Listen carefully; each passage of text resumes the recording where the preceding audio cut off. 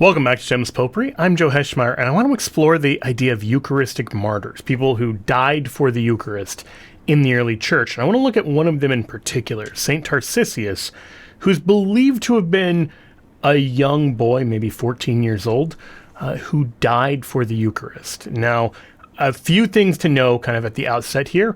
We know some about him from ancient sources, but there's other parts that we're less sure of. And Pope Benedict XVI, in preaching on him in 2010, acknowledged this fact. He says, we do not have much information about him. We're dealing with the early centuries of the Church's history. More precisely, we're in the 3rd century, so this is the 200s. But the story that's come down to us, and I'll get into where we have a firmer footing and where we have a less firm footing, but the broad story is more or less as follows. There's a boy named Tarcisius. He regularly went to the catacombs of St. Calixtus. This is at the time when Christianity is illegal, and so the Christians are celebrating in Rome in the catacombs. So he's there. And he has a great love for the Eucharist and was probably an acolyte, meaning like an altar server, although even that is a little unclear. We do know this. Number one, this is during the period of the Emperor Valerian, who was harshly persecuting Christians. And number two, this is a period in time in which it was customary for the deacons to bring communion after Mass to those who were unable, so prisoners and the sick, those who were unable to go to Mass themselves. And we don't know exactly why a deacon wasn't sent. There's a story, basically there were no deacons available, and so Tarcisius volunteers to go and is instructed by the priest and then sent on his way. But we at least know, we know the time period, we know that this custom of taking the Eucharist to prisoners is dangerous at this point. One way or the other, Tarcisius ends up carrying the Eucharist, taking it to those who are sick. And along the way, he sees some of his pagan friends, and they want to know, what is it he's carrying? What's he being so secretive about? And he won't tell them. They then try to take the Eucharist away from him in the kind of bag that he's carrying it in, and they eventually seemingly realize he's a Christian and start to kick him and throw stones at him.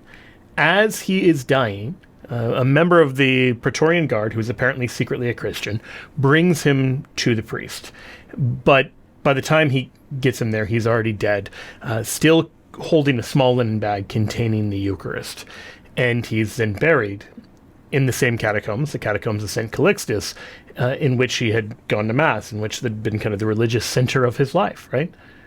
And so this happens in the 200s. He apparently died in the year 257. In the next century, in the 300s, Pope Damasus has a special inscription written for him. Like, he writes a poem honoring him and comparing him to the deacon St. Stephen. Because remember, the role this boy is serving is traditionally a deacon's role. And so he compares him to St. Stephen, who was also martyred, also even stoned to death. And the part about Tarcisius says the following. So this is a very ancient inscription. This isn't like some later legend. This was next to his burial spot. And the inscription on it said, "When the evil band was oppressing with its wickedness St. Tarcisius, as he was carrying the sacraments of Christ, he wished, when attacked, to give up his own life rather than to surrender the celestial body to the rabid dogs." The celestial body, of course, meaning the body of Christ. So it's a beautiful witness of someone who would rather die than see the Eucharist be desecrated or treated disrespectfully, taking very seriously Christ's admonition, do not give what is holy to the dogs. And as I've sort of intimated, this gives us a little bit of insight as well, not just for his own love of the Eucharist or the love of the Eucharist his fellow Christians apparently shared, that they would celebrate this, but also it gives us a little bit of liturgical insight into what this looked like. Now, I want to go back even earlier than Tarcisius. So remember, Tarcisius dies about 257. About 100 years before that, St. Justin Martyr is writing in what's called the First Apology, or First Defense. He's defending Christianity to the pagans, and so he's trying to explain a little bit about what Christianity is all about. And in the portion where he talks about what goes on Sunday in Christian worship, he says the following. He says, "When the president," that is the presider, "has given thanks, and all the people have expressed their assent, those who are called by us deacons give to each of those present to partake of the bread and wine mixed with water, over which the thanksgiving, Eucharistia, was pronounced. And to those who are absent, they carry away a portion." And then he explains the next line. Even though he's just described it like bread and wine over which Thanksgiving was pronounced, that probably doesn't make sense to a pagan. He says, and this food is called among us Eucharistia, the Eucharist, of which no one is allowed to partake but the man who, number one, believes that the things which we teach are true, and number two, who has been washed with the washing that is for the remission of sins and unto regeneration, and number three, who is so living as Christ has enjoined. So you have to believe what the Catholic Church teaches, you have to have been baptismally regenerated, and number three, you have to be in what we would now call a state of grace. You have to be living a Christian life. Because you could believe the right things, you could be baptized, and you could still be living a life of sin. But the three criteria that he lays out is very clear. The early Christians in the 100s aren't practicing open communion. It's fascinating for all of those reasons. But I'm actually going to leave all of those things aside and just say, just look at that other part. The part he said right before that. That after the Mass, the deacons customarily were the ones who would bring the Eucharist to those who couldn't make it, which would be, of course, the sick, the homebound, the physically disabled, the imprisoned, whatever the case may be. Those who were not able to join at the Sunday Mass, the Eucharist would be brought to them. And I want to actually contrast that with the way Eucharistic practice or practice around the Lord's Supper looks among many non-Catholic Christians, because there's a wide diversity on this. It isn't like there's one standard norm. In fact, there are entire books, like O. Wesley Allen's book, Protestant Worship, that look at different approaches to worship within the world of Protestantism. But Allen makes a really fascinating point, that among those who reject the idea of the Lord's Supper involves the unique access to Christ's presence, and instead interpret the ritual as an expression of human action, or those who emphasize divine action in the sacrament but locate Christ's presence in the liturgical act of communing with God and with one another, that is, in short, those who believe the bread and cup remain simply bread and wine or bread and juice, feel no compunction about simply throwing the leftover bread in the trash and pouring leftover wine or juice down the kitchen sink. And look, on one hand, you can certainly empathize. If it's just bread, if it's just wine, to hell with it. I mean, you can dump it down the sink, you can throw it in the trash. Fine, no problem. But of course, we should recognize that's in glaring discontinuity with what we see in early Christians like St. Justin Martyr or St. Tarcisius. But we can go even beyond that and say, obviously not all Protestants fall in that category. There's some Protestants, historically Lutherans and Anglicans, who have a much higher view of the Eucharist or of the Lord's Supper. But even here, I would point to Roland Ziegler's article in the Concordia Theological Journal. He is a Lutheran professor and theologian who has an article called "Should Lutherans Reserve the Consecrated Elements for the Communion of the Sick?" In other words, should we do what St. Tarcisius did? I mean, he doesn't say that, but that's the basic question. Because should we be bringing the Eucharist from a liturgical celebration to those who were not able to attend? And he acknowledges at the outset that this is the universal custom in Roman Catholicism and in Eastern Orthodoxy. And, right, that's just straightforward. Like, you can look at 2,000 years of history. He says it's the universal custom for the priest to do that, but you can go all the way back to Justin Martyr and see it wasn't just the priest.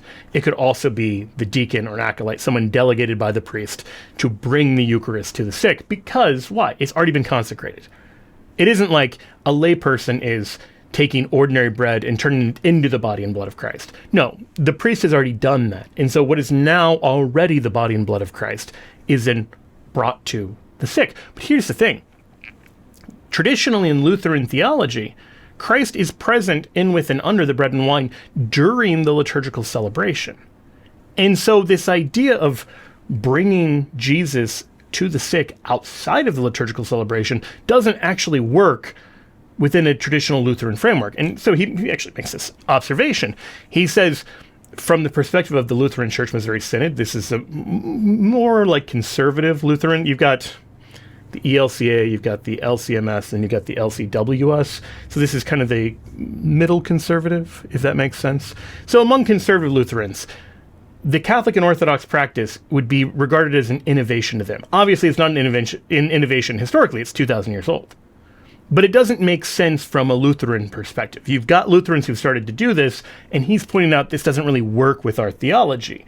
And he points to C.F.W. Walther, the first head of the Lutheran Church Missouri Synod, a very influential Lutheran theologian, who gave detailed instructions about what the pastor should do. So the pastor, if somebody's sick, you go to their home and you basically just celebrate, what we would call the Mass, right there at the bedside.